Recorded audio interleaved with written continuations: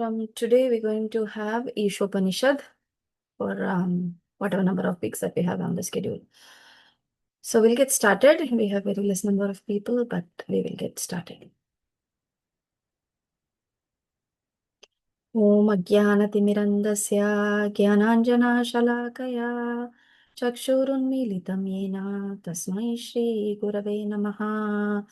Nama Om Vishnupadaya Krishna Prishtaya Bhutale Srimate Bhaktivedanta Swami Niti Namine Namaste Saraswate Deve Gauravani Pracharine Nirvishesha Shunyavadi पाश्चात्य देशतारिणे जय श्री कृष्ण चैतन्य प्रभु नित्यानंद श्री अद्वैता गदाधरा श्रीवासादि गौर भक्त वृंदा हरे Krishna Krishna Krishna Hare Hare Hare Rama Ram Rama Hare Hare. Okay. So we are starting with the Ishopanishad. Isha means the Supreme Lord. Upanishad are those literatures that brings us near to the Supreme Lord. That's the definition of Ishopanishad. We'll have more definitions into as we read into the purport. So the idea will be that we will, I'll just give brief introduction.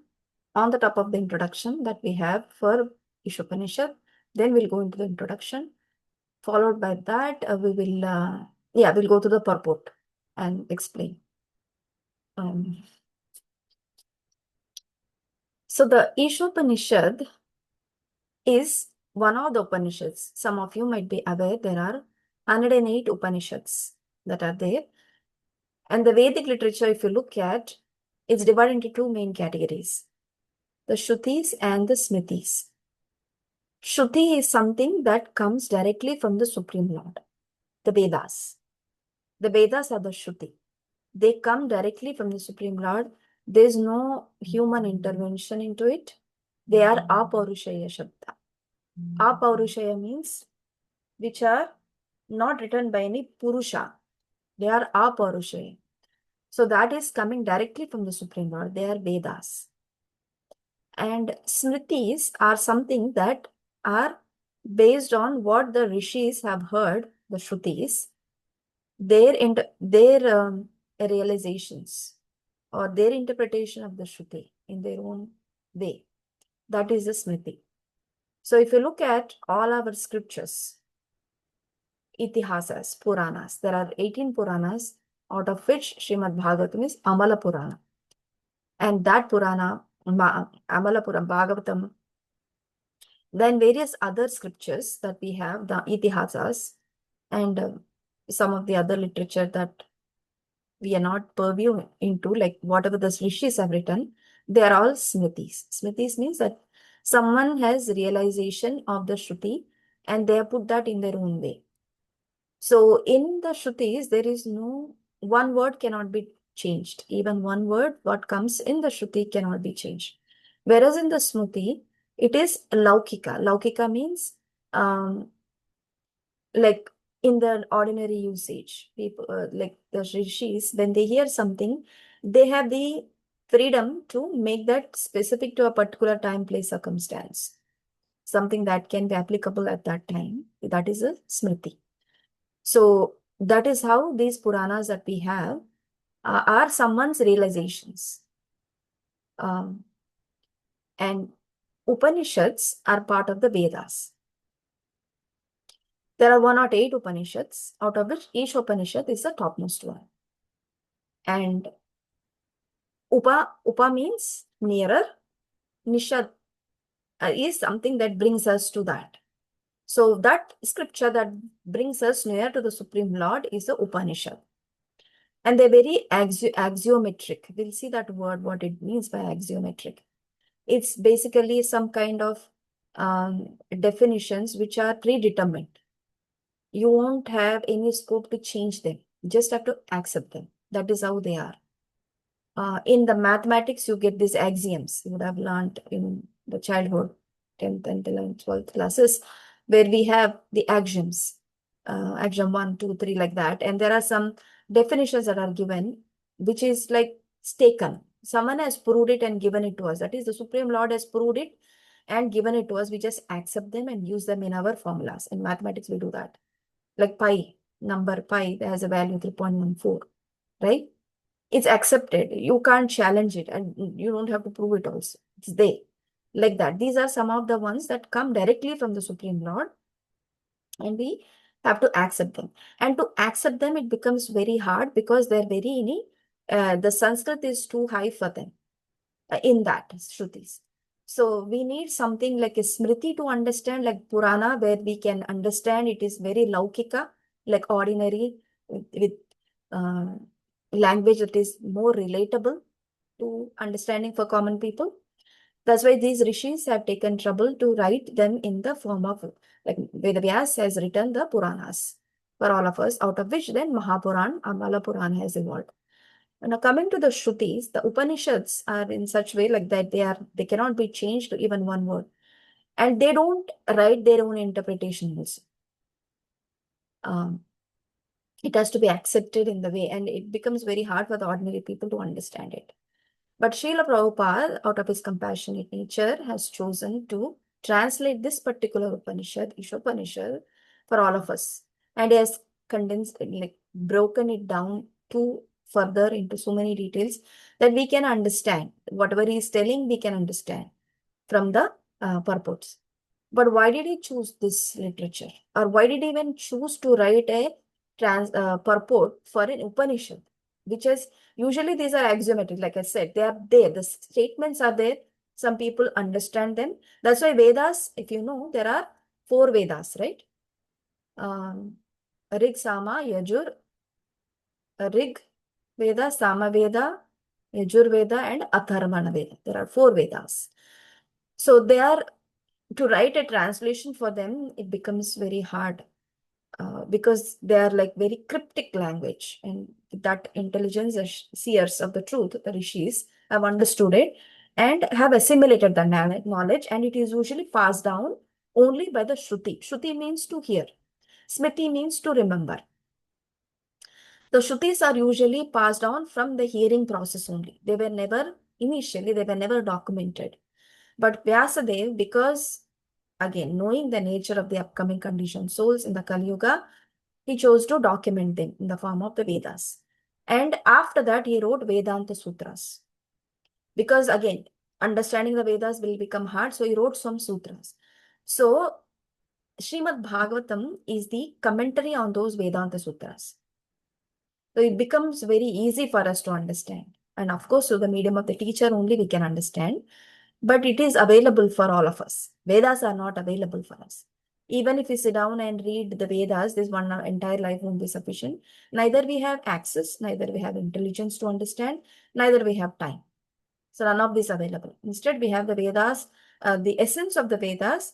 Let Krishna says, Vedis sarver ahameva vedyo vedantakrit veda videva chaham. Srimad Bhagavad Gita, chapter 15, 15th verse. Where Krishna says, I am the source of all knowledge. I am to be understood. I am the compiler of the Veda. From me only comes knowledge, remembrance, and forgetfulness. So it is the knowledge of the Lord that is coming down to the Shukra. So coming back to that point of why Srila Prabhupada chose to write this particular, because one thing, it is the beginning of the Upanishads. There are 11 important Upanishads, out of which this is the Isha Upanishad is the topmost one. Usually, for an Acharya to establish that his authenticity, Srila Prabhupada is an Acharya.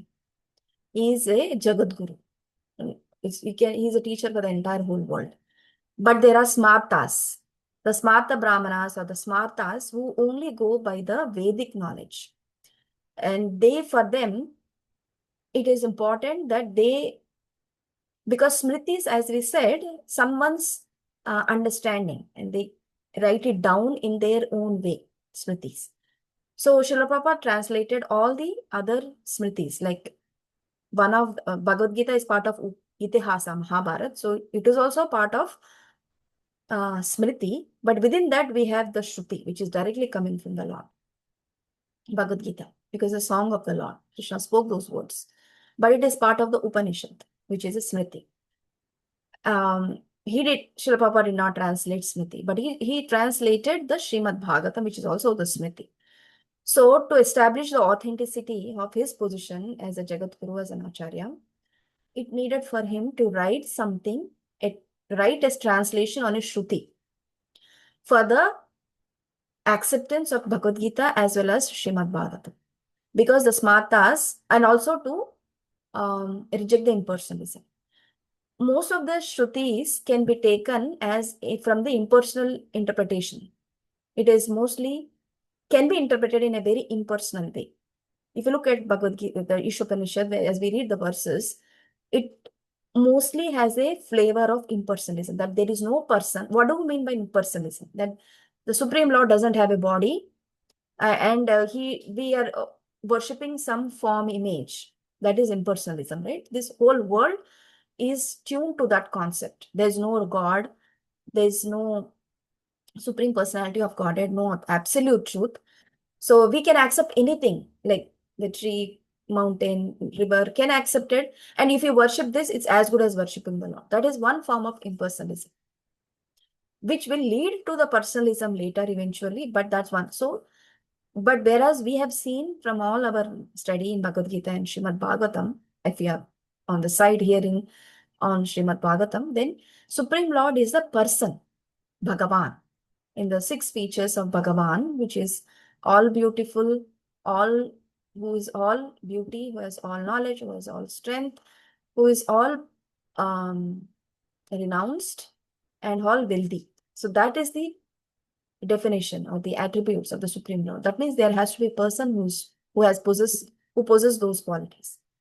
But the Shrutis are mostly oriented to impersonal concept.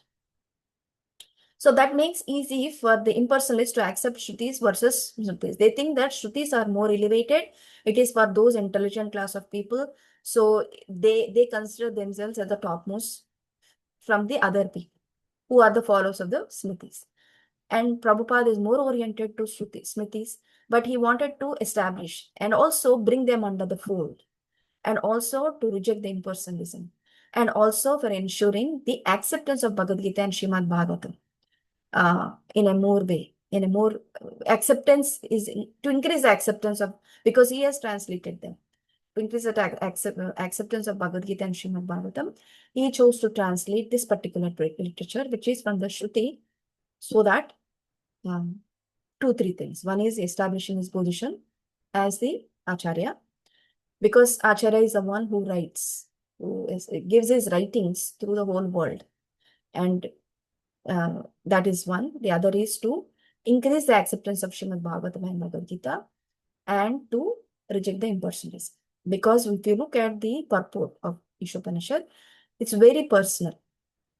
He makes it very personal. There is nothing called, he beats that impersonalism and brings it down for us so that we can accept it.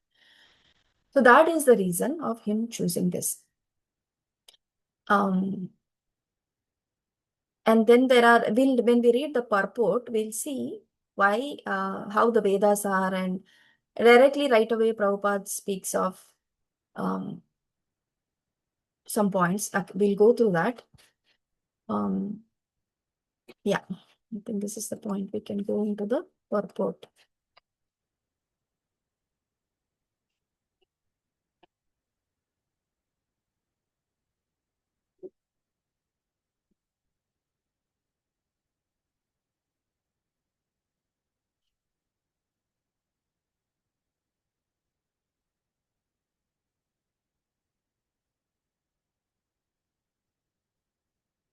Srinivas Prabhu, would you like to read? Yes, Mataji. Thank you. Introduction: Teachings of the Vedas, delivered as a lecture by His Divine Grace A.C. Bhaktivedanta Swami Prabhupada on October 6, 1969 at Conway Hall, London, England. Ladies and gentlemen, today's subject matter is the teachings of the Vedas. What are the Vedas? The Sanskrit verbal root of Veda can be interpreted variously, but the purport is finally one. Veda means knowledge. Any knowledge you accept is Veda. For the teaching of Vedas or the original knowledge. In the conditioned state, our knowledge is subjected to many deficiencies. The difference between a conditioned soul and a liberated soul is that the conditioned soul has four kinds of defects. The first defect is that he must commit mistakes. For example, in our country, Mahatma Gandhi was considered to be a very great personality, but he committed many mistakes. Even at the last stage of his life, his assistant warned Mahatma Gandhi, do not go to the Delhi meeting. I have some friends and I have heard there is a danger, but he did not hear. He persisted in going and was killed. Even great personalities like Mahatma Gandhi, President Kennedy, there are so many of them make mistakes. To err is human. This is one of the defect of the conditioned soul. Another defect. Yeah, we'll proceed. Oh, so this is the introduction to Isopanishad that was written, was delivered by in the form of a lecture by Prabhupada in October 6, 1969 at Conway Hall, London, England. So when this, during this time, the movement was still being established. And when Prabhupada was giving this class, his disciples have established a very big program in that hall and made a lot of arrangements, but not many people turned out, hardly few on the fingers. So the disciples were very dejected. And Prabhupada started to speak because Prabhupada doesn't consider how many people are there for him to hear. So he'll just start off and he spoke. And after that, after speaking, then the disciples were still very not happy because not many people could hear. Then Prabhupada said, don't worry, didn't you see? Narada came, didn't you see? Lord Shiva came, Lord Brahma came. So he said that, like, it is wherever the Lord is, message of the Lord is spoken, all these personalities come and they make their seat. So Prabhupada could see all of that and he said to bring the enthusiasm back for his disciples. He said, I could see all of this. You didn't see, but don't worry, it doesn't matter. Whether there is people to hear it or not, but it has been transcribed and it is available for all of us. So what if those people didn't join at that time? We are all hearing it, reading it, and it has been documented for all of us. So at the outset itself, Prabhupada speaks about certain knowledge, which is like very basic, right? Looks like he's already talking about some personality in the history, and he's already talking about it. And first of all, he spoke about Vedas. What is Vedas? Vedas are that's a knowledge, the body of knowledge, vast body of knowledge. And it comes directly, it's an original knowledge directly coming from the Supreme. But to understand the Vedas, we are already subjected to so many defects, right? So if someone claims, I know Vedas, Prabhupada is putting them in their place, that it is actually bringing the point of humility. While he is giving this example of Mahatma Gandhi, he is giving the point of humility that one has to accept his position, such a humble position, because as a human body, we are subjected to these four defects. What are the four defects? Is it given here? I think we'll get that. The four defects are, we are conditioned, we are overcome by the illusion. First of all is we commit mistakes. Second is we are overcome by illusion. Third is we have cheating propensity. The fourth, imperfect senses. So first is we commit mistakes, even any great personality. So to bring to the point of humility, is putting up these basic, looks like very basic. These are not basic, but if you understand the intention or philosophy behind it, these are the, again, axiometric truths coming from the Vedas. These are points also there in the introduction of Bhagavad Gita. If you have learned the Bhagavad Gita introduction, then these are also there in the introduction. So everyone are overcome by these four defects. Committing mistakes, illusioned. What is the greatest illusion we have? That we are not this body, that we are this body. Otherwise, that is the greatest illusion we live in, that we are this body. We commit mistakes, we are illusioned. Our senses are imperfect. We don't know what is happening outside of this room. Even when we look at sun directly, we cannot look at him because it's so imperfect senses. When we close our eyes, we can't see anything. There is darkness. Even if we don't close our eyes, if there is darkness in the room, we can't see anything. So like that, the senses are very imperfect. And we have the cheating propensity. At any given pretext, we have that tendency to cheat. It's there. So only what is the greatest tendency to cheat? To cheat oneself. How long can we cheat others? We can cheat for a few days, but if you continuously cheat yourself, nobody can help you. Nobody can save them. Even God can't save them who don't want to be helped. That is their cheating themselves. So that is what is this senses are. They're very, very imperfect. And he's giving the example of Mahatma Gandhi. Even though such a big man, such a great leader, he was subjected to this committing a mistake tendency. And as a result of this, he had to lose his life. So that is why Prabhupada is quoting is to bring us to the point of humility. Only in a humble state can we hear an authority.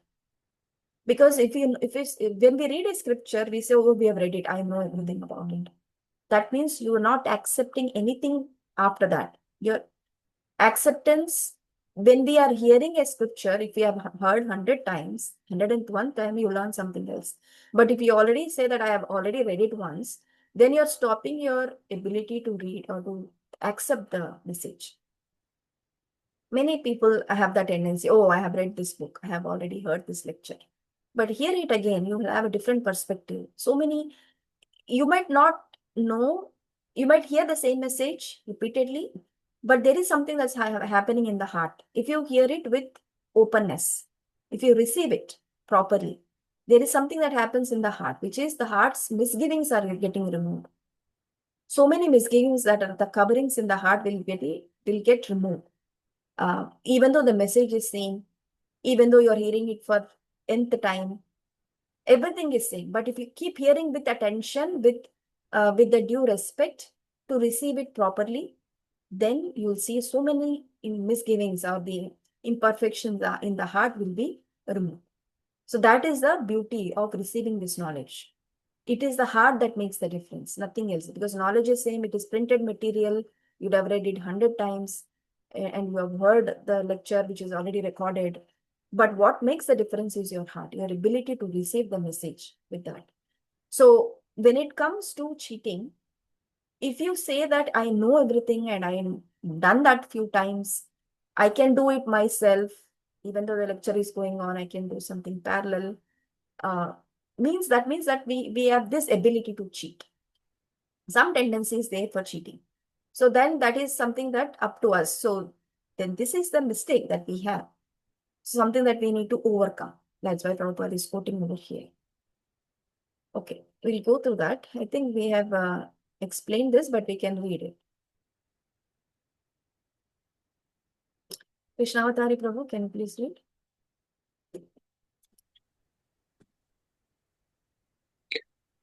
Should I read from the another defect? Yeah. Mataji? Yes. Another defect. To be illusioned.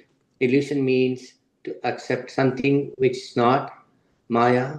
Maya means which is not. Everyone is accepting the body as the self. If I ask you what you are, you will say, I am Mr. John, I am a rich man, I am this, I am that. All these are bodily identifications, but you are not this body, this is illusion. The third defect is the cheating propensity. Everyone has the propensity to cheat others.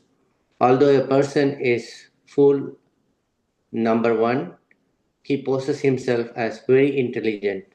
Although it is already pointed out that he is in illusion and makes mistakes, he will theorize, I think this is this. But he does not even know his own position. He writes books of philosophy, although he is defective. This is his disease. This is cheating. Okay. Lastly, We'll pause. So the defects that we learned are two defects here. One is the ability, we are illusion that we are not this body, but we think we are this body. We have this strong identification with the body, and we start to think that we are this body. So an exercise for us would be, although we are going with our life, not even thinking that we are not this body, we are soul, we are not even thinking, but for some time of the day, practice this idea that we are not this body, we are the spirit soul.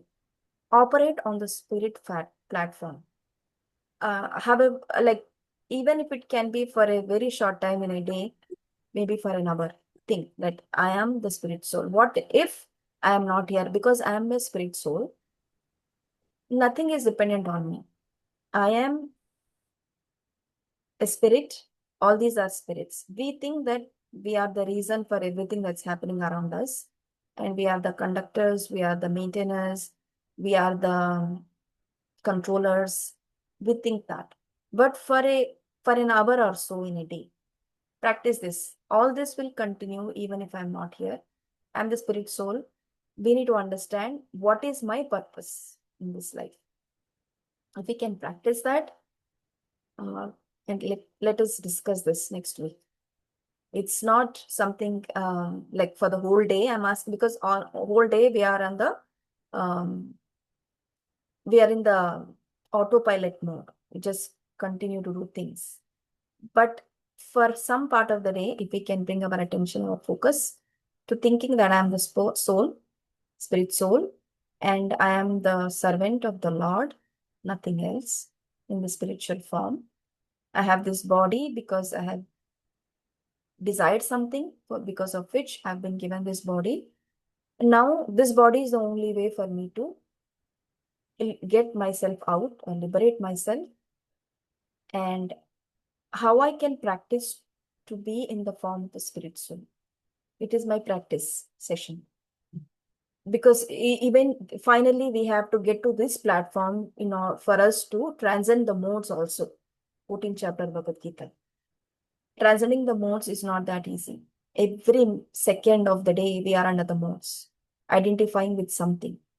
That we are the soul, we are the body, and we have some purpose. The modes are constantly acting.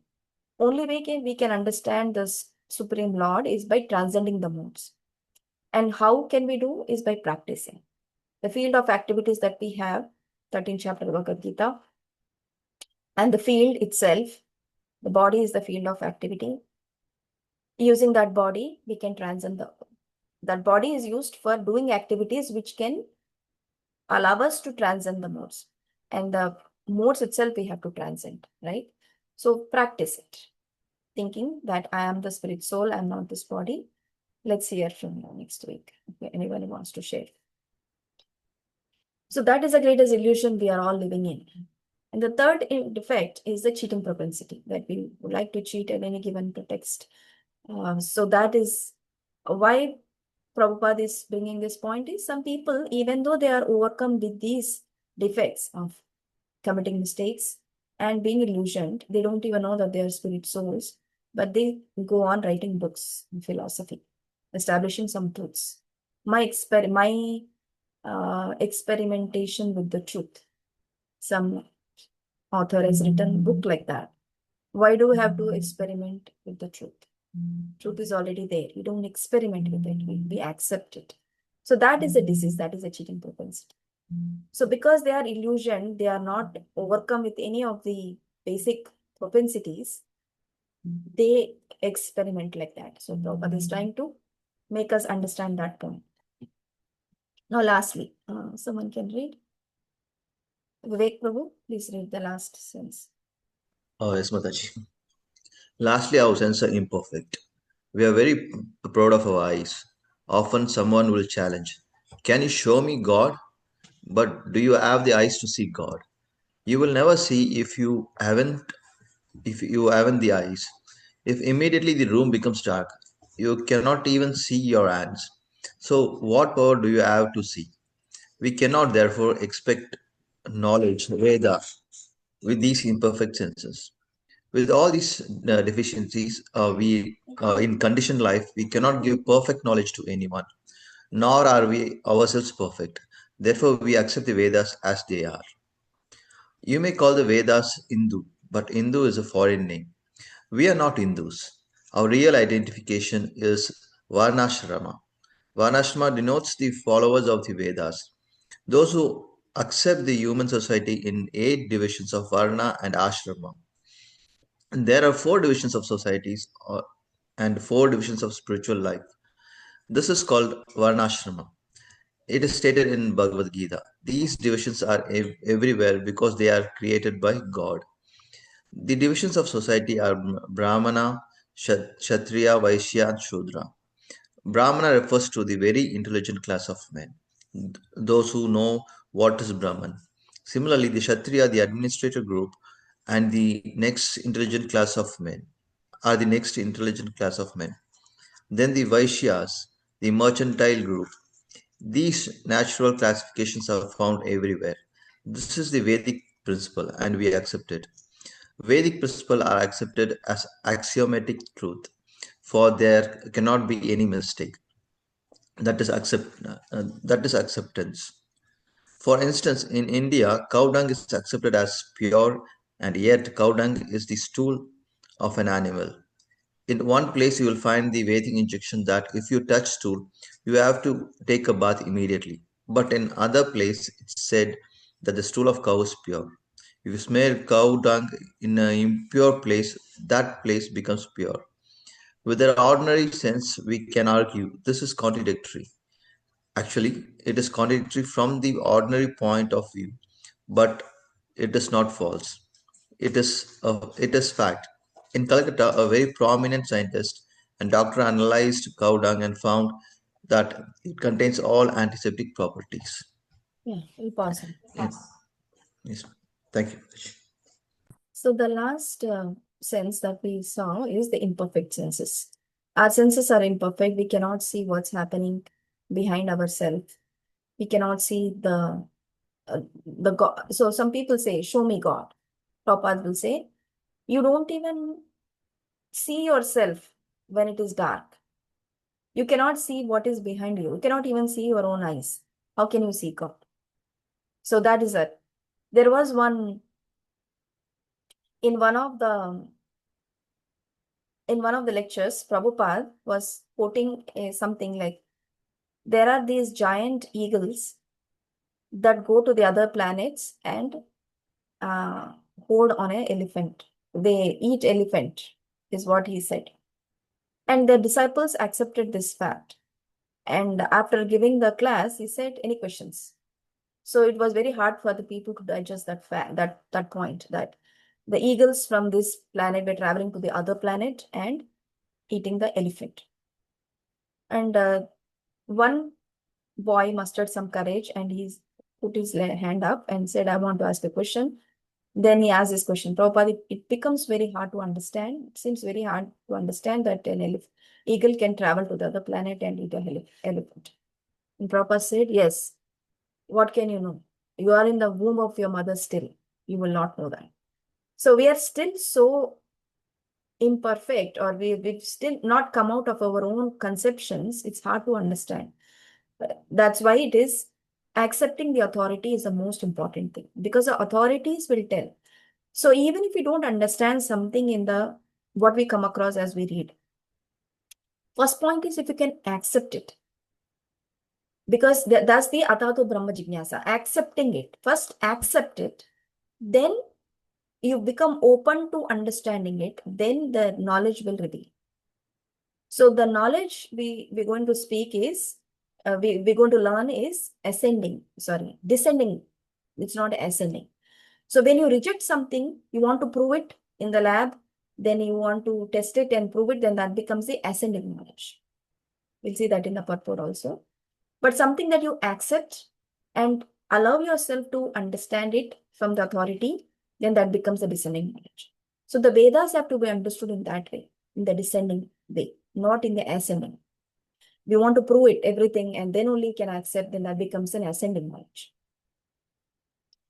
So from So in this purport, Prabhupada is speaking about the divisions of the society.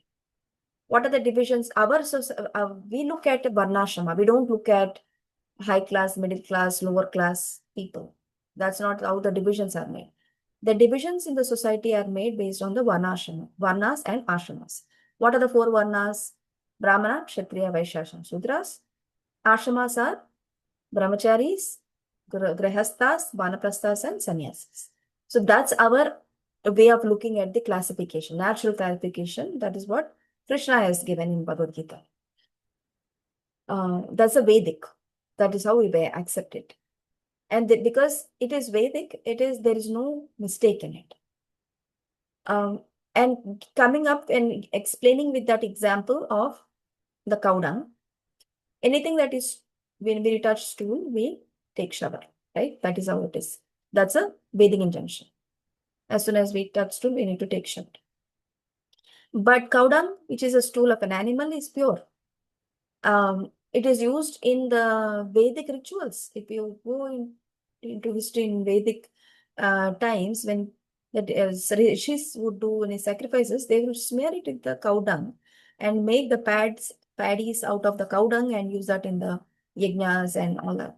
So if something is that impure, then how can you? So this is how the Vedic, this is already contradictory, but if you accept it from the point of the Vedic knowledge, then it becomes very clear. And it can be proved also. If you accept it first, then you can prove it later. If you only sit on accepting it from the only one you prove it, then it becomes very hard. So the scientist in Calcutta has proved it, yes. Although the Vedas is telling it like that, there are many others. Like you have the conch. Conch is what? The bone, right? Of a fish. And we use that in the worship. In the Aarti, we use one of the important paraphernalias in the Aarti for the blowing as well as for water. So, but that's a bone. So when you touch some bones, first of all, they are impure, and it is the dead part of an animal. It's most impure thing. So we don't even do that. But on the other side, it is very pure thing. It's used directly in the service of the Lord. So these are coming in the Vedas, so we need to accept them. Otherwise, it becomes very hard to prove everything. Okay. We'll go to the next purport, next point.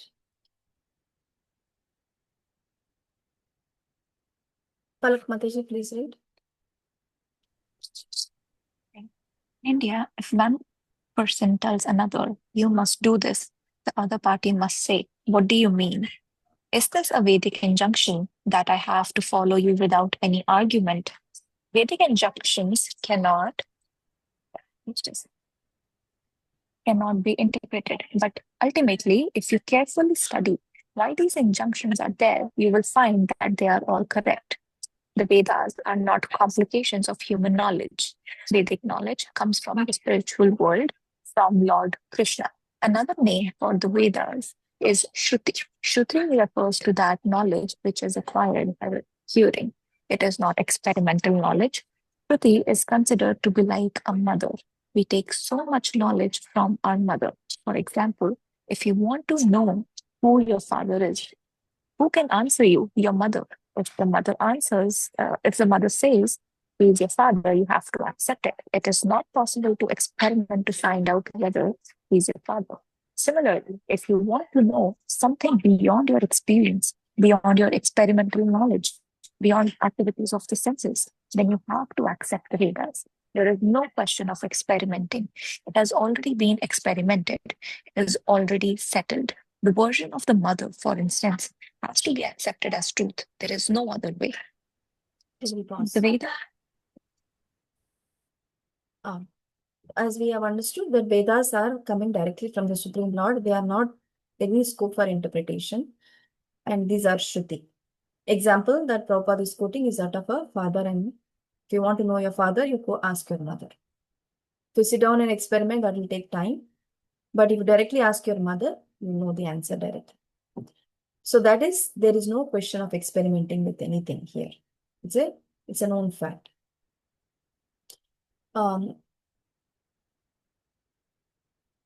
If you look at in the way how this movement got established in the beginning, and Srila Prabhupada started off this, people would come to the temple and they just become enamored by the atmosphere and they accept everything that has been told to them and they become a resident of the temple.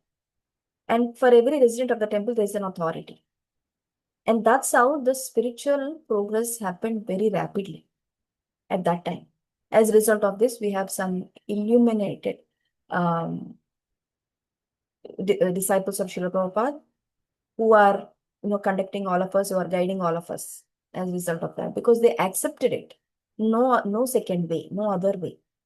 They accepted authority, they moved into the temple and they became, they received so much just by their acceptance, even given their backgrounds. But what's happening right now? Right now, there is no such concept of moving into the temple. There is, but very limited. Age is a consideration, major, and background, circumstance. Yeah, once you accept the temple life, then that's again authority is there then. But otherwise, what's happening today? We go into the temple, we hear the knowledge that is shared, we accept things at our own pace. We accept or we might not accept. There's no direct authority. There's no one leader under whom we are working. We are our own leaders. We don't have a single authority. It becomes very hard. That's why these days, even though the congregation has expanded, it's moved out of the temple into the homes, which is a very good thing. But the progress that happened earlier compared to now is slow, steady, but slow. So each one of us can make our own lives as like that, how it was in the previous days. How, even though we live in our homes, we can accept an authority and surrender to them for their instructions. Nowadays, there's so much of knowledge, it is easily available also.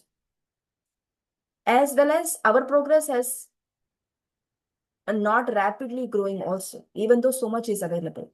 In the previous days, knowledge was not available. They would sit and wait for months for one lecture of Prabhupada to move to different places in the form of the tape.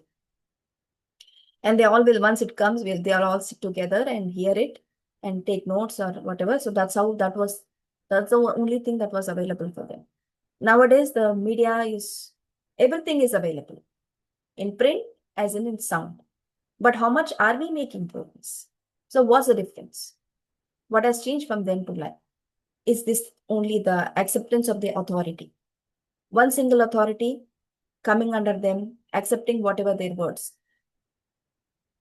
Earlier, because the movement was under direct supervision of Prabhupada and his assigned devotees, things happened in certain way. And right now, as the things are moving, evolving, we have also authorities.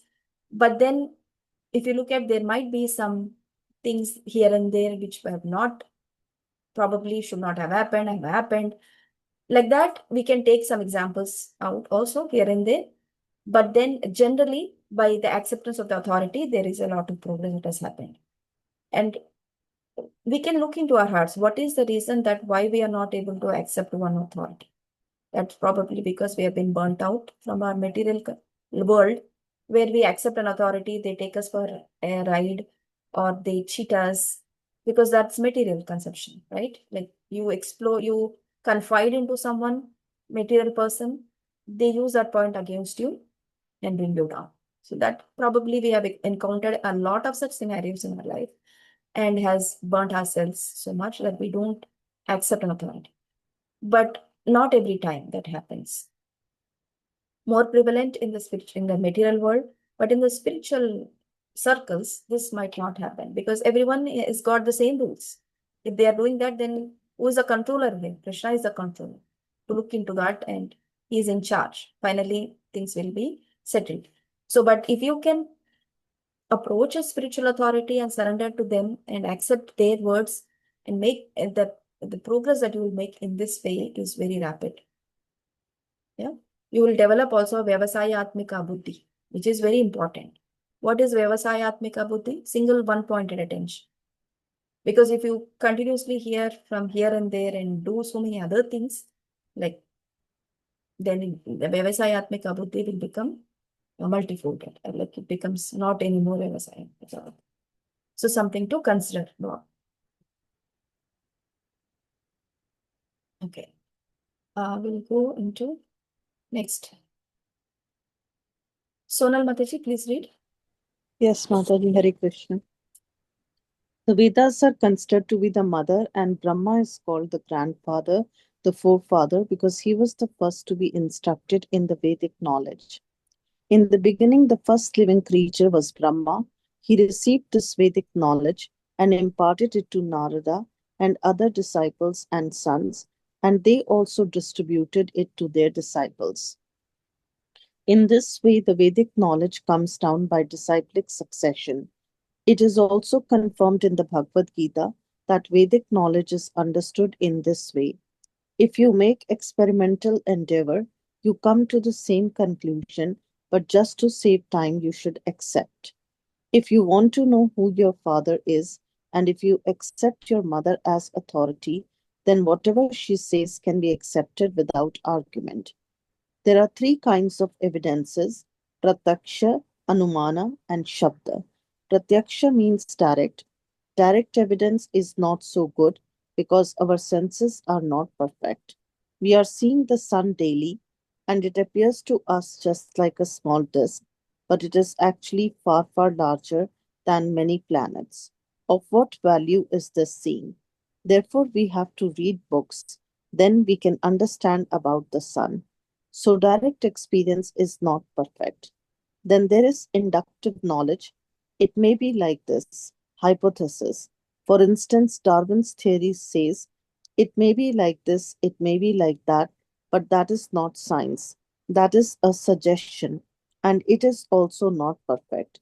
But if you receive the knowledge from the authoritative sources, that is perfect. If you receive a program guide from the radio station authorities, you accept it. You don't deny it. You don't have to make an experiment because it is received from the authoritative sources. Yeah, we'll pause. So the knowledge, we said that it is descending knowledge, which is the avaroha. Aroha is ascending, like Sankhya. You experiment and find out the rule. That's the overall broad two categories, Aroha and Avaroha. Aroha is ascending, Avaroha is descending. Within that also, there are three evidences. So evidence is three types. What is Pratyaksha, Anumana, and Shabda? What is the Pratyaksha? Direct evidence. Seeing is believing. We go by that truth, right? When we see it, we believe it. That means we don't see it, you don't see air, you don't see bacteria, you don't believe it. So that's not the fact. So seeing is not always believing. It's only half truth. So we need to, and our eyes, we are so defective as well. So seeing is not always believing. So Pratyaksha is that kind of. Some people only, when I see it, I'll accept. If God comes in front of me, then I will accept He is there. Okay, so that is Pratyaksha. That is imperfect, incorrect. Anuman is Sankhya, like indicative, making judgments. Maybe that, this way, that way. Darwin's theory of evolution. Man came from the monkey. It's a theory, but people have accepted it, which is incorrect. So, but that is also another imperfection of knowledge. Shabda is direct knowledge coming in the form of Vedas. Shabda is a sound. So that's why we put major emphasis on the sound vibration. Sound is the most important thing, Shabda. So that is Veda. So that is the Vedic knowledge is Shabda. So let's read this purport, part of the paragraph. Shalini, please read. Vedic knowledge is called Shabda Praman. Another name is Shruti. Shruti means that this knowledge has to be received simply by oral reception. The Vedas instruct that in order to understand transcendental knowledge, we have to hear from the authority. Transcendental knowledge is knowledge from beyond this universe. Within this universe is material knowledge, and beyond this universe is transcendental knowledge. We cannot even go to the end of the universe, so how can we go to the spiritual world? Thus, to acquire full knowledge is impossible. Continue. Let's summarize this. So, Vedic knowledge is Shabda Praman, the sound vibration, which is Shruti. It's coming directly from the Vedas.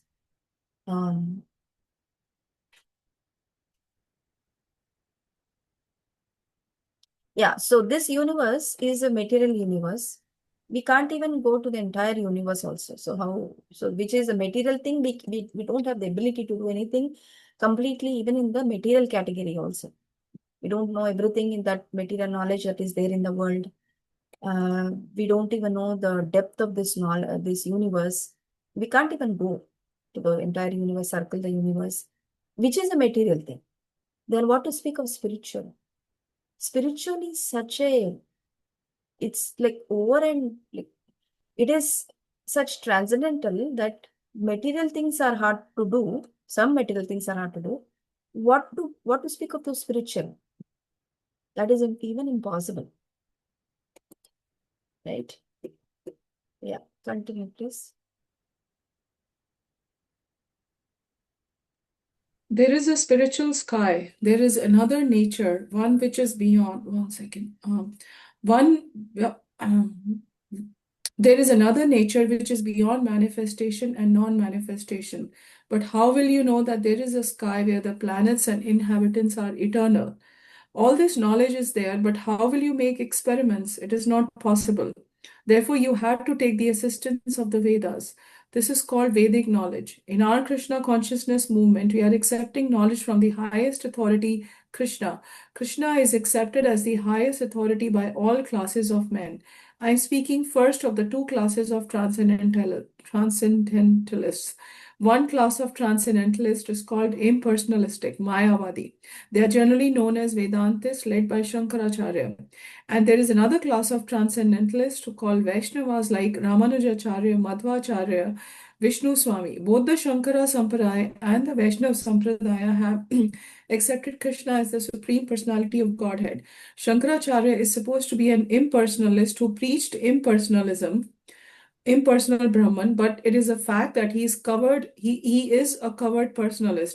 In his commentary on the Bhagavad Gita, he wrote, Narayana, the Supreme Personality of Godhead, is beyond this cosmic manifestation. And then again he confirmed that Supreme Personality of Godhead, Narayana, is Krishna. He has come as the son of Devaki and Vasudeva. He particularly mentioned the names of his father and mother. So Krishna is accepted as the Supreme Personality of Godhead by all transcendentalists. There is no doubt about it. Our source of knowledge in Krishna consciousness is the Bhagavad Gita, which comes directly from Krishna. We have published Bhagavad Gita as it is because we accept Krishna as he is speaking without any interpretation. That is Vedic knowledge. Since the Vedic knowledge is pure, we accept it. Whatever Krishna says, we accept. This is Krishna consciousness. That saves much time. If you accept the right authority, if you accept the right authority or source of knowledge, then you save much time. For example, there are two systems of knowledge in the material world, inductive and deductive. From deductive, you accept that man is mortal. Your father says man is mortal, your sister says man is mortal, everyone says man is mortal, but you do not experiment. You accept it as a fact that man is mortal. If you want to research to find out whether man is mortal, you have to study each and every man, and you may come to think that there may be some man who is not dying, but you have not seen him yet.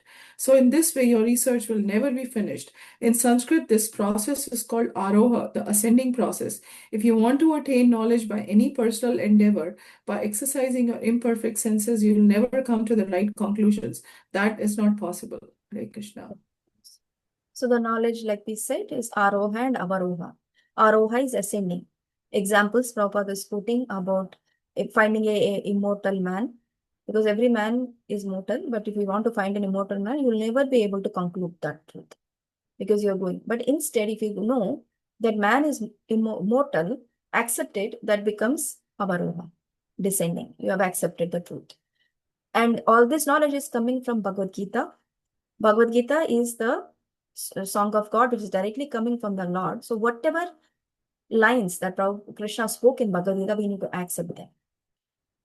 so many instructions he is given. Every line is an instruction in Bhagavad Gita, right? And if he says something that in certain cases he'll say, whatever I've said in Bhagavad Gita, it might not be true. That he'll say it later time. For example, in Bhagavad Gita 4th chapter, he says, Yetamam prapadyante. Tamsasema bhaja. However you approach me, I will give you reciprocation in the same way. But in the later, in the higher scripture, in Bhagavatam, he says to gopis, I cannot reciprocate with you. Right? But that is when he only says that. He can only refute his own words. Nobody else can refute them. So he says, I cannot reciprocate with you because your love for me is higher than I can reciprocate with you. That's the only way he can. So every line that Krishna spoke in Bhagavad Gita is the truth. He might sometimes give up on his own word, like how he did in the Bhishma's case. Like he said, I will not take up this a weapon, but I will. But he took the weapon. Why? He wanted to save his devotee. And what is the word that he gave to Arjuna in Bhagavad Gita? You declare it boldly, Arjuna, my devotee will not perish. Right? What is that line? 30-31 verses. क्षिप्रं भवति धर्मतः शाश्वतशान्तिं गच्छति कौन्तेय प्रतिजानी न मे भक्तः प्रणश्यति.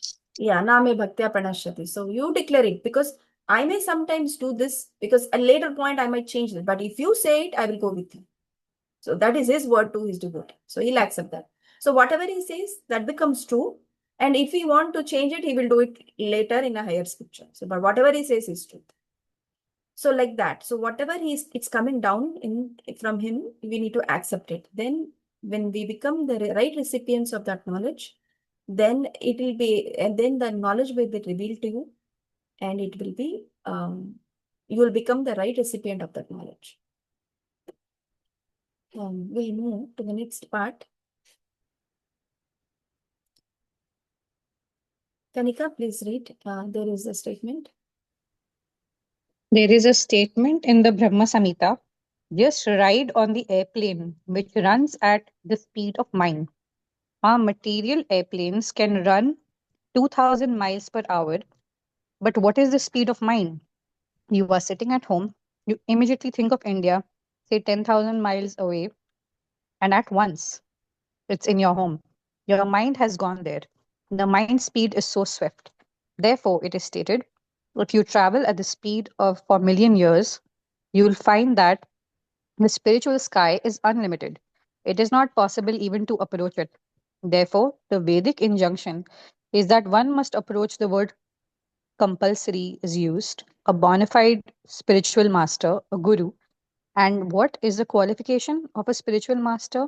He is one who has rightly heard the Vedic message from the right source. And he must practically be firmly established in Brahman. These are the two qualities he must have. Otherwise, he is not bona fide. Should I continue, Mataji? No, pause. Not sure. I don't have a lot, but we'll summarize this. So, Prabhupada is establishing the position of Guru and how it is important that one must approach the Guru. Provided the Guru is also following his Guru, that becomes the bona fide. That then he becomes a bona fide Guru. Otherwise, it has to be in the disciplic succession, and it has to, and he should be very following the message from his spiritual master. So it's how it is, that is the disciplic succession is coming from the top to down. And when you approach such Guru who is in the disciplic succession, he becomes a bona fide Guru, and you can surrender to him. And you have to accept. The injunction is to surrender to the Guru. In Bhagavad Gita also 434, Krishna says, surrender to the spiritual master because he has seen the truth. Serve him, surrender to him, serve him, and ask him questions. When you do that, because he has seen the truth, because he is also bona fide doing the same thing to his spiritual master, whatever he tells you is he has seen the truth, And whatever it tells you, that becomes instruction. If you follow that, you'll become successful. So this is important. In this context, the Prabhupada is quoting that we need to accept the spiritual master. Okay, yeah, continue, please. The Krishna consciousness movement is completely authorized from Vedic principles. In the Bhagavad Gita, Krishna says the actual aim of Vedic research is to find out Krishna. In Brahma Samhita, it is also stated Krishna, Govinda has innumerable forms, but they are all one. They are not like our forms, which are infallible. His form is infallible. Sorry. Is fallible. His form is infallible. My form has a beginning, but his form has no beginning. It is Ananta. And his form, so many multiforms, has no end. My form is sitting here and not in my apartment. You are sitting there and not in your apartment. But Krishna can be everywhere at one time. He can sit down in Goloka Vrindavan, and at the same time, he is everywhere, all pervading. He is original, the oldest. But whenever you look at a picture of Krishna, you'll find a young boy, 15 or 20 years old. You will never find an old man. You have seen pictures of Krishna as a charioteer from the Bhagavad Gita. At that time, he was not less than 100 years old. He had great grandchildren, but he looked like just a boy. Krishna, God, never becomes old. That is his supreme power. And if you want to search out Krishna by studying the Vedic literature, then you will be baffled. It may be impossible, but is very difficult. But you can very easily learn about him from his devotee. His devotee can deliver him to you. Here he is, take him. That is the potency of Krishna's devotees. So again, this is mood and mission. Because these are the shastras that we are learning, and we are also hearing Prabhupada's mood and mission. There are some personal application points, some mood and mission points. So this is his mood and mission. He will not lose any opportunity to glorify Krishna and to establish the position of Krishna consciousness.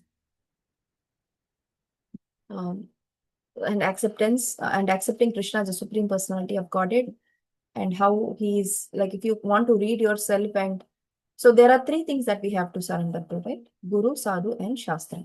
Guru is the spiritual master, Shastra is the scripture, and the Sadhu is the devotee. Because our improvement or our advancement in Krishna consciousness happens by all these things, all these three. Guru is in one place, may not be accessible or may be accessible continuously for each one of us. Then the Shastra is available, but the devotees are always available. And we have learned from the Nectar of Instruction, verse 4, how we should establish the devotee relationships. With your friends, you should develop the 6 loving exchanges. Tadati pradgranati guhyam akyati prachati bhunte bhojayate. These are the 6 principles you should learn and develop among the devotees. Why? The purpose is putting Krishna in the center and making advancement. With the seniors, we need to serve them. With the ignorant, we need to be compassionate. And with the envious, we need to be away from them. So that is how. So the devotees are available for us. And we need to be in the association. That's the devotee. And devotee is also saying the same thing, that Krishna is the supreme personality of Godhead. Parasparam, you're going to have the exchange. What is the words from 10th chapter Bhagavad Gita? Tushyanti cha ramanti cha. Anybody remembers? 10 Mataji, Majjita Matkata Prana, Bodhayanta Parasparam, Katyantascha Mam Nityam, Tushyanti cha ramanti cha. Yes. 10.9, sorry. 10.9, it's not there. Yeah. So you remember, you associate with the devotees and constantly remember and glorify Krishna. By that you develop the Ramanti. You become satisfied, you develop also Ramanti. Ramanti is the bliss. So that is what the devotees can offer us. Let's go to next. Uma Mataji, please read. Yes, Mataji. Originally, there was only one Veda, and there was no necessity of reading it. People were so intelligent and had such sharp memories that by once hearing from the lips of the spiritual master, they would understand. They would immediately grasp the whole purport. But 5,000 years ago, Vyasadeva put the Vedas in writing for the people in this age, Kali Yuga. He knew that eventually the people would be short lived, their memories would be very poor, and their intelligence would not be very sharp.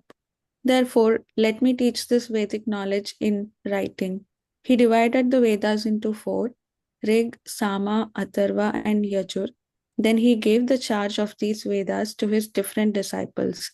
He then thought of the less intelligent class of men, Stri, Shudra, and Dvijabandhu. He considered the woman class and Shudra class, worker class, and Dvijabandhu. Dvijabandhu refers to those who are born in a high family but who are not properly qualified. A man who is born in the family of a Brahmana but is not qualified as a Brahmana is called Dvijabandhu. For these persons, he compiled the Mahabharata, called the History of India, and the 18 Puranas. These are all part of the Vedic literature: the Puranas, the Mahabharata, the four Vedas, and Upanishads. The Upanishads are part of the Vedas. Then Vyasadeva summarized all Vedic knowledge for scholars and philosophers in what is called the Vedanta Sutra. This is the last word of the Vedas. Okay, we'll pause it. We have one more point. That's it, right? Yeah. So the Vedas are four: Rig, Sama, Atharva, and Yajur. In initial days, we have already spoken about it, that Vedas were never written down. They were only by the form of Shruti, sound vibration. One would learn from the teacher. And that's how it was passed down. And Vyasadeva, because he envisioned, when he looked at the people of the Kali Yuga, how their condition will be. We know that verse from Bhagavatam, the symptoms of Kali Yuga, where their lifespan is reduced, they have no intelligence. On the top of it, they're always disturbed. This is what he envisioned as the people of Kali Yuga. And he wrote them down in the form of the Vedas. After writing, divided them into four Vedas, one Veda into four, and each one has one wing of knowledge. And after that, he wrote the sutras for the intelligent class, because they are not just satisfied with this, they want more. So he satisfied them by writing the sutras. And Srimad Bhagavatam is said is the essence of all those sutras. Because if you learn Srimad Bhagavatam, then you are learning what is being told in the very axiomatic truths in a very high class Sanskrit. If you learn Bhagavatam, then that everything will be revealed to you. Because the essence of the Vedas is to know Krishna, as per Krishna's statement in 15:15 Bhagavad Gita. So even though they are written in such high languages, in high language and very, very cryptic for the ordinary people to understand, what is the essence? Essence is to know Krishna, the Supreme Personality of Godhead, and worship Him and become a devotee surrendered devotee to Him. So if you can know that by reading so many, then it is success of the Vedas for you learning them. But instead, if you can get that from another place, which is Srimad Bhagavatam, which is the essence of the Vedanta Sutra, then that is the perfection as well. I think Prabhupada is going to say that. Yeah, later on. Now, there might be a question as to why, I'm envisioning there is a question on Shri Sudra and Dvijabandhu. Vedas are condensed and given in the form of the Itihasas, Purana, Itihasas, which is Mahabharata. Why is it so? Dvijabandhu is one who has taken the birth in the family of a Brahmana, but he has no such qualification. Like the son of a High Court judge cannot become a judge himself. He needs to study. So a son of a Brahmana is not a Brahmana by nature, but he is a Dvijabandhu. He need to qualify himself to become a Brahmana. So that becomes a Dvijabandhu. Shudras are the lower class intelligence. They are serving the other classes. They don't have the inclination to sit and study. So something easily available for them is the Itihasa, which is in the story form. Now coming to the Sri, why is sometimes Sri is quoted in this kind of categories? Is because of their identification with the body compared to the other classes of human beings. They identify more with their body because of their nature, as well as with the specific service that they have to do for the human class, which is to produce children. So it automatically brings them to bodily identification more. That is why it is doing that. No other reason. They are, because they don't have, because they need to care for other living entities, they might not care so much for their own self, and that they might lose opportunity to read higher knowledge. So for such people, it has been made easy by giving the itihasa. But a woman is not deprived as well. It is general, all classes of women. That is how it has been given. But then women also can make themselves better by reading, accessing the Shastra. So if women want to go to Gurukula and learn, they were not stopped from doing that. They can do. Even today, we can read everything that other classes of men are doing, right? We can read Shastra, we can make ourselves knowledgeable. So then this particular rule will not apply. We don't have to identify ourselves with this, even though it is there for general purpose. We don't have to identify ourselves. We can qualify ourselves to become higher than this. So that's the general explanation. Okay, let's go to the last part of the purport. We did not read.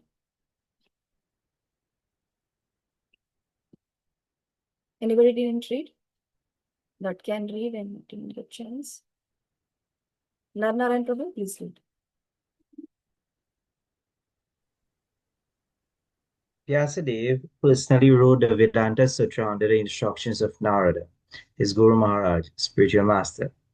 But still he was not satisfied. This is a long story described in the Srimad Bhagavatam. Veda Vyas was not very satisfied even after compiling many Puranas and Upanishads, and even after writing the Vedanta Sutra. Then his spiritual master Narada instructed him, "You explain the Vedanta Sutra." Vedanta means ultimate knowledge, and the ultimate knowledge is Krishna.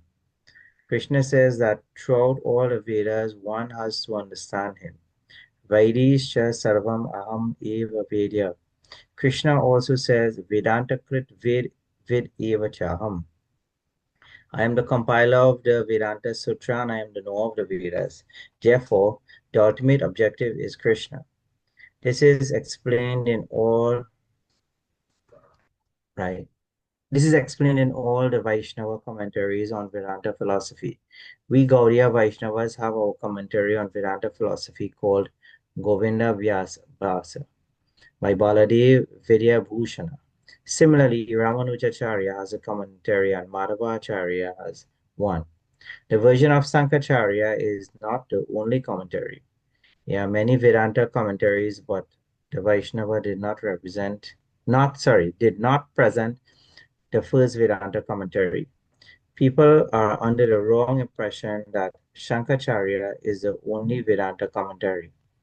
Besides that, Vyasadeva himself wrote the perfect Vedanta commentary, Srimad Bhagavatam.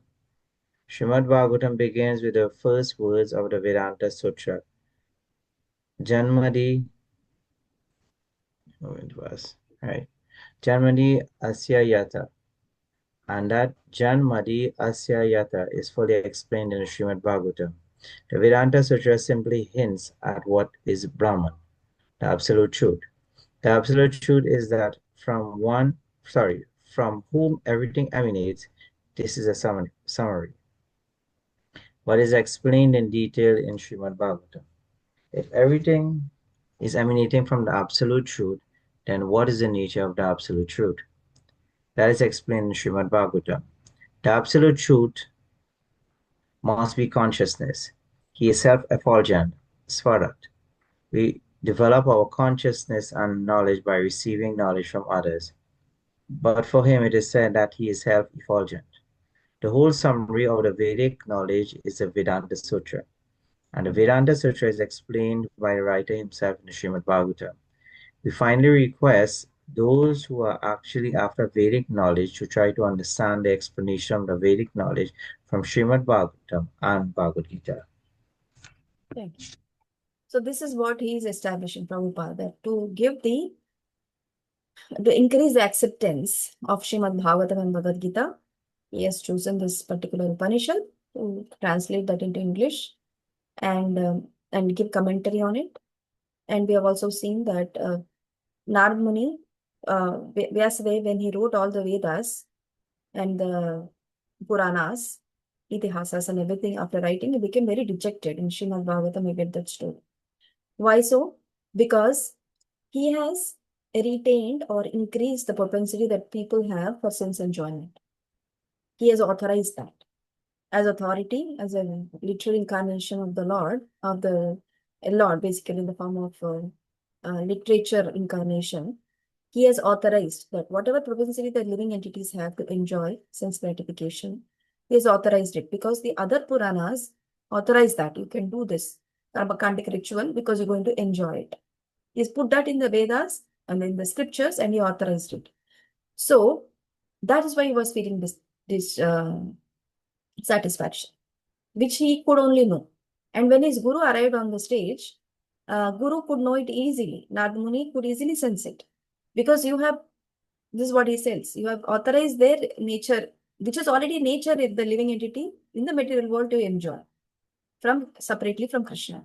And if someone authorizes it and coming from someone like Vyasadeva, people will not do anything else other than do this. They will not accept the higher authority any more than what is there in the Vedas, which is to enjoy. So then he says that now you describe something which is transcendental. So he revisits the Purana, Bhagavad Puran, he revisits and makes it very transcendental in nature. So that people will come to the Lord, Supreme Lord, with unmotivated and uninterrupted desire. Ahaituki apratihata. These are the important qualifications. They have to be unmotivated, no other motivation. I don't want to enjoy, that's why I go to pray Krishna. That's not the way. And uninterrupted. No other material thing can stop me from worshipping Krishna. So it has to be done in this. That's a qualification for understanding Krishna. Not by doing some puja, some ritual that I'll be happy, I'll get benefit. Next life also I'll retain this benefit. Not like that. That keeps us in this material world. So he revised that Bhagavad Puran and made it very transcendental literature called as Amala Purana. And there is also some of the other acharyas have written the Vedic Vedanta Sutra, like acharyas like Ramanujacharya, Shankaracharya. And Gaudiya Vaishnava literature is based mostly on the Baladev Vidyabhushan. If you look at the beginning pages of Srimad Bhagavad Gita, Prabhupada has given his gratitude to Baladev Vidyabhushan.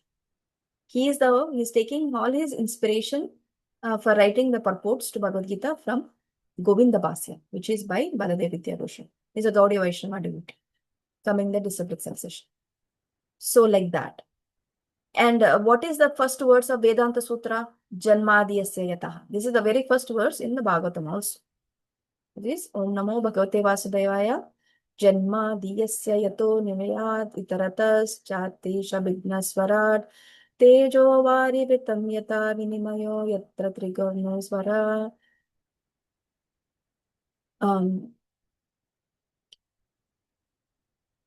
Tejo vari vitam yatra trigurno swara. I'm forgetting the last few words. But if anyone wants to recite it, go for it. Dana sena sada nirastahukam satyam param dhimahi. So that's the Srimad Bhagavad, very, very first 1.1.1 memorization verse. Please, even if you are not reading Srimad Bhagavatam, or even if you're reading on the side, please recite that verse, memorize that verse. It's very important. Janma Adiyasya Yata. What is Janma Adi Yasya Yata? Janma and Adi of whom? Of the Supreme Personality of God. So it is a very cryptic word, Janma Adiyasya. Who? Who are we referring it to? That Srimad Supreme Personality of Godhead. Om Namo Bhagavate Vasudevaya. Of him, we need to learn the Janma and Adi. But creation, maintenance and destruction that he does as his activities, we need to learn about him. That is what this aphorism means. Going into the details, it is explained in very big purport in the 1.1.1 Srimad Bhagavatam. So, to establish the position of these two scriptures, he is giving all this, Srila Prabhupada. And that's the introduction. Actually, before going into the purport, I wanted to recite one verse, which would be the Mangalacharan, at least only for the first class, but I actually forgot, which I will do now.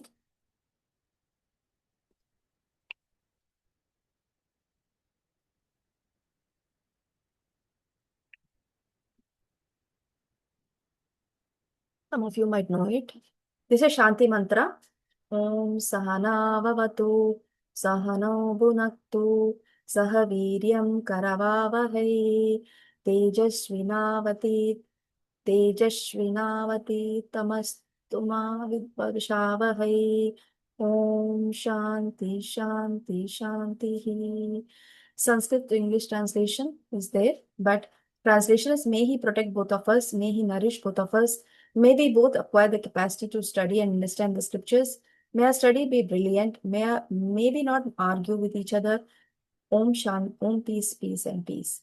So brief explanation at the beginning of a class, the teacher and the student generally recite this piece in invocation together. Both seek the Lord's blessings and study that is free of obstacles, such as poor memory or the inability to concentrate or poor health. They also seek blessings for a conducive relationship, without which communication of any subject matter is difficult. Therefore, this prayer is important for both the teacher and the student. So this was supposed to be at the beginning of this session, only for this particular class, because this is a Vedic mantra. This is from Shruti, right? The Isopanishad from the Shruti, and it is a Vedic scripture. So we wanted to recite this, but we forgot. We can do it. Now we did. For the next time, our invocation will be the standard invocation. Okay. Are there any questions?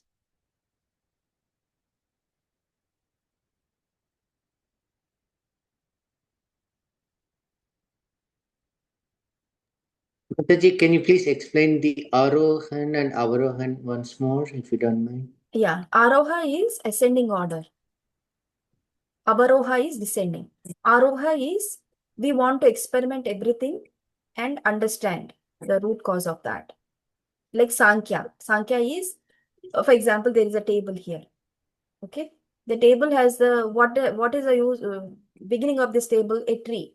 Which tree? Go find that tree. Who planted the tree? Where did he get the seed from? Finally, if you go, you'll get the seed didn't produced by a human being, it was produced by the Lord from the beginning. Okay, so that is the ascending order. That's called Sankhya, analytical study of the knowledge. Aroha. Avaroha is descending. You accept, most part of the Prabhupada was talking, to save the time, accept the truth. That is coming from the Vedas. To know who your father is, ask your mother. Don't experiment. Easy my father, like that. Ask your mother, she will be the right authority. Like that, giving examples in that way. But Avaroha is a descending process, coming down directly from the Supreme Lord. Thank you. Yes. Mataji, it's not a question and it could sound as very silly as well, but just like Krishna is eternal, and obviously he always, like we read, he always stays as a Kishore. If you see the deities in the temple, which are like our temple is 50 years old, but even if you go to other temples in Vrindavan, if you see the deities, then they are, it appears that they have not been subjected to time. Is there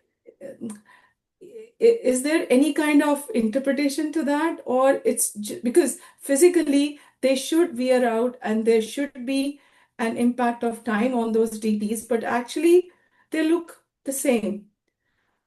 What do you make of it? Or am I reading too much into it?